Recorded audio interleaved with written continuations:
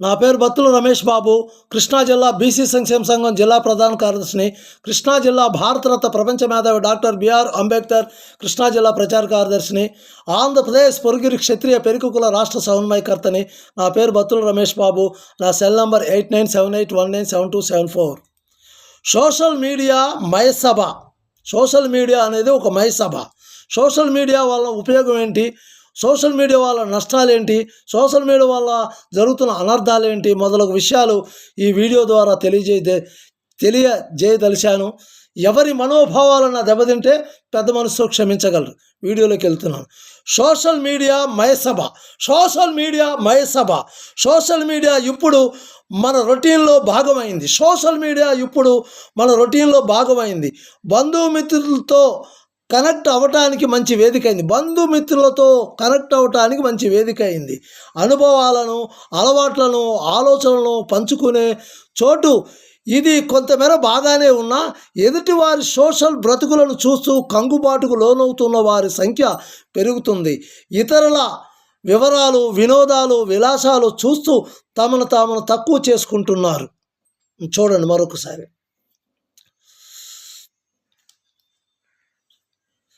ఇది కొంతవరకు బాగానే ఉన్నా ఎదుటివారి సోషల్ బతుకులను చూస్తూ కంగుబాటుకు లోనవుతున్న వారి సంఖ్య పెరుగుతుంది.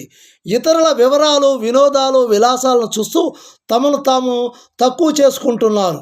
చాలామంది సోషల్ మీడియాలో మనం చూసే ప్రతిదీ నిజమేనా అంటే కాదు అనే చెప్పవలసి వస్తుంది. చాలామంది సోషల్ మీడియాలో మనం చూసే ప్రతిదీ నిజమేనా అంటే కాదు అని చెప్పవలసి వస్తుంది. ఫ్యామిలీ ఓవర్ ఎవ్రీథింగ్ అంటూ ఫోటోలను స్టేటస్గా పెట్టుకునేవారు 10 నిమిషాలు కూడా ఫ్యామిలీతో గడపకపోవచ్చు. ఫ్యామిలీ ఓవర్ ఎవ్రీథింగ్ అంటూ ఫోటోలను స్టేటస్గా పెట్టుకునేవారు 10 నిమిషాలు కూడా ఫ్యామిలీతో గడపకపోవచ్చు. ఫ్రెండ్స్ ఫర్ లైఫ్ అనేవారికి అసలు స్నేహితులే ఉండకపోవచ్చు. ఫ్రెండ్స్ ఫర్ లైఫ్ అనేవారికి అసలు స్నేహితులే ఉండకపోవచ్చు. ఆరోగ్యమే మహాభాగ్యం అంటూ అర్ధరాత్రి పూట పోస్టులు పెడుతుండవచ్చు. ఆరోగ్యమే మహాభాగ్యం అంటూ అర్ధరాత్రి పూట పోస్టులు పెడుతుండవచ్చు.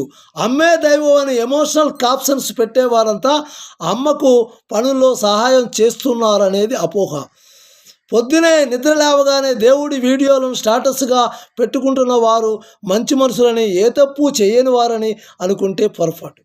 పొద్దునే లేవగానే దేవుడి వీడియోలను స్టేటస్గా పెట్టుకునేవారు మంచి మనుషులని, ఏ తప్పు చేయని వారని అనుకుంటే పొరపాటే. పిల్లికి భిక్షం వేయని వారే సొంత లాభం కొంత మానుకొని పొరుగువారికి తోడ్పడబోయి అంటూ ఫోజులు కొట్టవచ్చు. చూడండి, మరి దారుణంగా ఉంది ఇది. పిల్లికి భిక్షం వేయని వారే సొంత లాభం కొంత మానుకొని పొరుగు వారికి తోడ్పడబోయి అంటూ ఫోజులు కొట్టవచ్చు.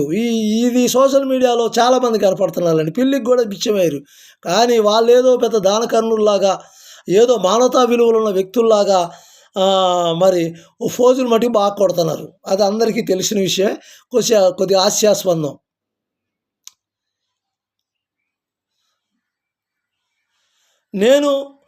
నేను లేనంటూ ఇన్బాక్స్లో ప్రేమ పాఠాలు ఒళ్ళు వేసేవారు ఆ మాటే మరొకరికి చెప్పరని గ్యారంటీ లేదు. నేను లేనంటూ ఇన్బాక్స్లో ప్రేమ పాఠాలు ఒళ్ళు వేసేవారు ఆ మాటే మరొకరికి చెప్పరని గ్యారంటీ లేదు. ఖరీదైన కారు ముందో, విలాసవంతమైన భవనాల ముందో నిలబడి ఫోటోలు పెడితే వాళ్ళ వైభవాన్ని చూసి అసూయ కలుగుతుంది. ఖరీదైన కార్ల ముందో, విలాసమైన భవనాల ముందో నిలబడి ఫోటోలు పెడితే వాళ్ళ వైభవాన్ని చూసి అసూయ కలుగుతుంది. కానీ అవి వాళ్ళ సొంతమేనా కాదా? ఒకవేళ సొంతమే అయితే వాళ్లకు ఆ తాకతుందా, లేక ఆర్భాటాలకు పోయి అనక అప్పుల ఇబ్బందులు పడుతున్నారా? అవేవి మనకు తెలియదు. చూడండి, ఖరీదైన కారు ముందో, విలాసమైన భవనం ముందో నిలబడి ఫోటోలు పెడితే వాళ్ళ వైభవాన్ని చూసి అసూయ కలుగుతుంది. కానీ అవి వాళ్ళ సొంతమేనా కాదా? ఒకవేళ సొంతమే అయితే వాళ్ళకు ఆ తాహత ఉందా, లేక ఆర్భాటాలకు పోయి అనక అప్పులతో ఇబ్బందులు పడుతున్నారా అనేవి మనకు తెలియదు. ఫోటోల కోసం ఎవరికో ఏదో సహాయం చేస్తున్నట్లు నటించేవారు పెరుగుతున్నారని సోషల్ మీడియాలో ఎక్కువగా ఉంది. ఫోటోల కోసం ఎవరికో ఏదో సహాయం చేస్తున్నట్లు నటించేవారు పెరుగుతున్నారని వారి సోషల్ మీడియాలో పోస్టులు చెబుతున్నాయి. ఇన్స్టాలోనో స్నాప్ చాట్లో అందమైన అమ్మాయిల ఫోటోలు చూసి అన్యుతకు లోనయ్యేవారు తాము అలా కనపడాలని రకరకాల బ్యూటీ ప్రొడక్ట్స్ కొంటున్నవారు లేకపోలేదు. ఫోటోలు ఫిల్టర్స్ ఉన్నాయని ఎలాంటి వారైనా అందంగా కనిపించవచ్చని క్షణం ఆలోచించరు. ఫోటోలు ఫిల్టర్స్ ఉన్నాయని ఎలాంటి వారైనా అందంగా కనిపించవచ్చని ఆ క్షణం ఆలోచించరు.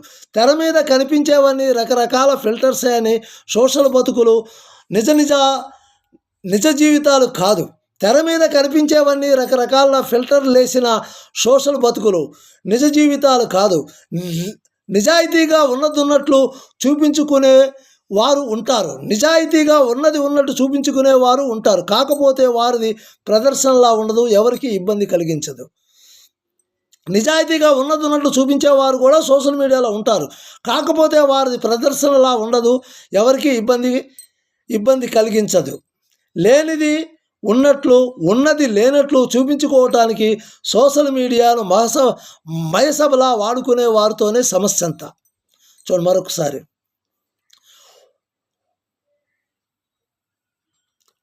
లేనిది ఉన్నట్లు ఉన్నది లేనట్లు చూపించుకోవటానికి సోషల్ మీడియాను మయసభలా వాడుకునే వారితోనే సమస్య అంతా. వాళ్ళను చూస్తూ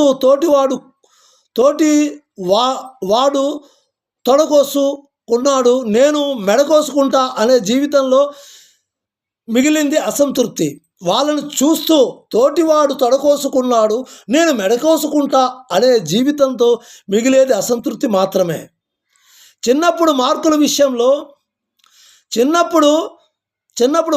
విషయంలో అమ్మ మనల్ని అన్నతోనో చెల్లితోనో పోలిస్తేనే కోపం వచ్చేది కదా.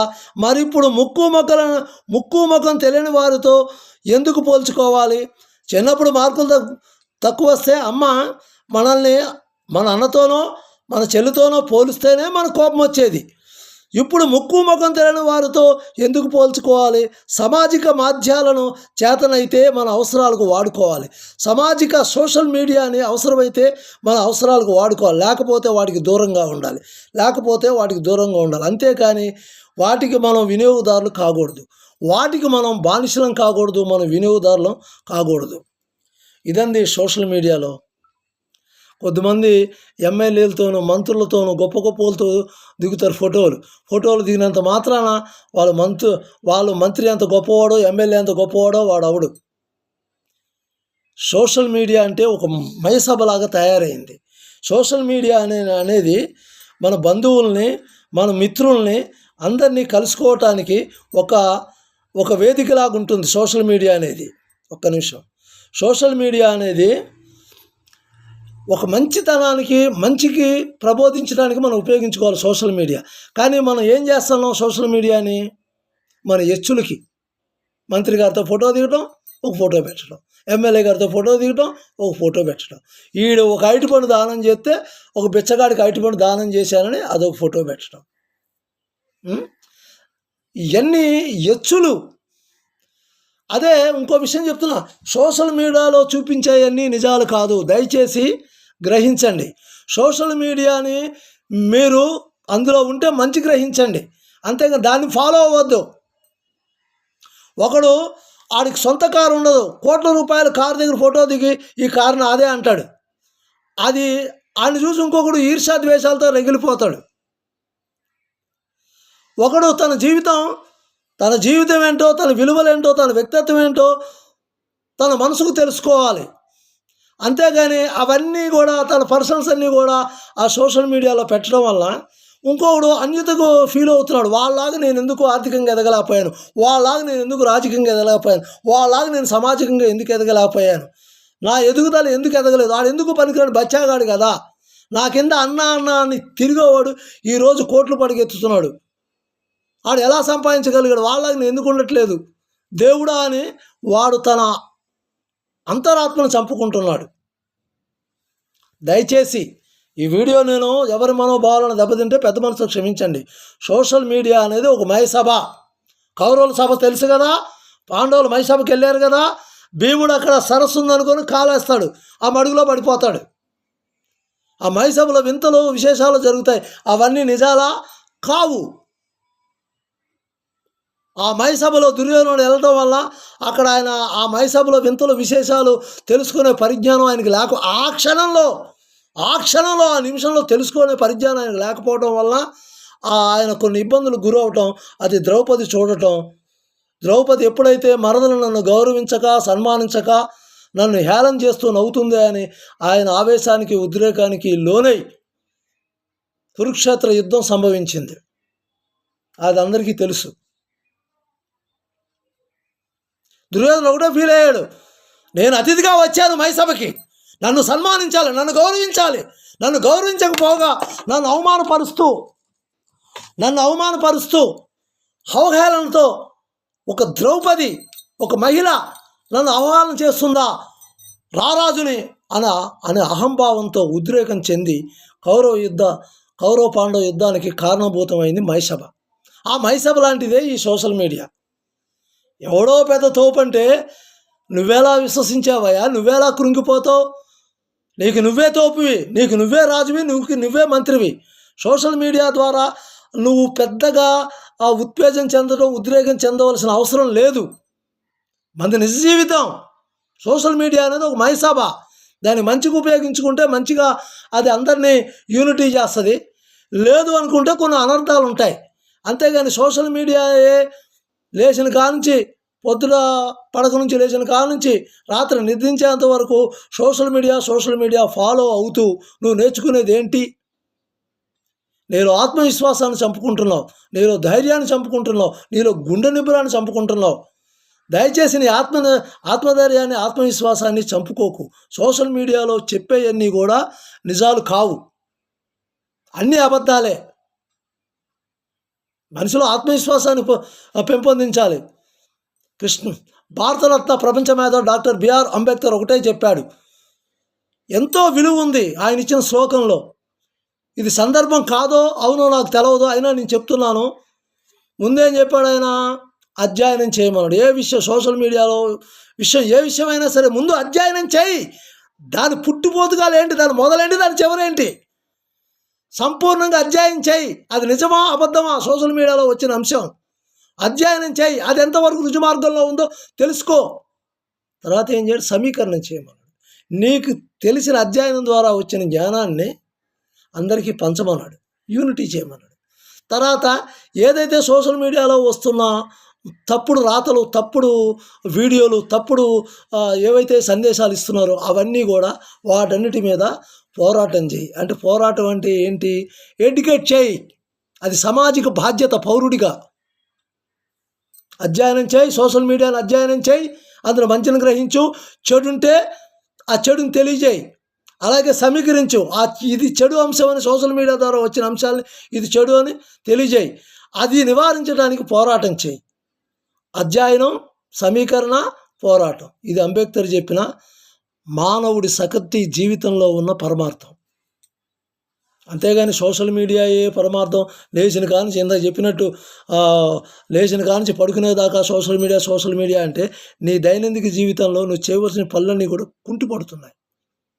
మిత్రమా, ఈ వీడియో ద్వారా నేను ఇచ్చే సందేశం ఏంటంటే సోషల్ మీడియా అనేది ఒక మైసభ. ఆ మైసభను చూసి నువ్వు మోసపోకు, వాస్తవాన్ని గ్రహించు. నీ ఆత్మధైర్యాన్ని, నీ గుండె నిబ్బరాన్ని, నీ ధైర్య సాహసాలని, నీ వ్యక్తిత్వాన్ని నీకు నువ్వే సరిదిద్దుకొని ఉన్నతమైన విలువలతో మానవత్వాన్ని, ప్రేమని చేయమని నేను ఈ సందర్భంగా తెలియజేస్తున్నాను. సోషల్ మీడియాని ప్రతి అంశం కూడా సూక్ష్మంగా, స్థూలంగా పరిశోధన చేసి నీ జీవితంలో ఏమన్నా పనికొస్తే ఉపయోగించుకో. అది నీకు పనికి రాకపోతే డస్ట్బిన్లో వేయమని నేను హృదయపూర్వకంగా మిమ్మల్ని ప్రార్థిస్తున్నాను. మరొకసారి ఈ వీడియో ద్వారా ఎవరి మనోభావాలన్నా దెబ్బతింటే పెద్ద మనసుతో క్షమించగలరు. నా పేరు బత్తుల రమేష్ బాబు, కృష్ణా జిల్లా బీసీ సంక్షేమ సంఘం జిల్లా ప్రధాన కార్యదర్శిని, కృష్ణా జిల్లా భారతరత్న ప్రపంచ మేధావి డాక్టర్ బిఆర్ అంబేద్కర్ కృష్ణా జిల్లా ప్రచార కార్యదర్శిని, ఆంధ్రప్రదేశ్ పొరుగిరి క్షత్రియ పెరుకుల రాష్ట్ర సమన్వయకర్తని. నా పేరు బత్తుల రమేష్ బాబు. నా సెల్ నెంబర్ 8978197274. బలో స్వతంత్ర భారత్ కి జై. జై భీమ్, జై జై భీమ్, జై భీమ్, జై జై భీమ్. అందరికీ హృదయపూర్వక నమస్కారాలు.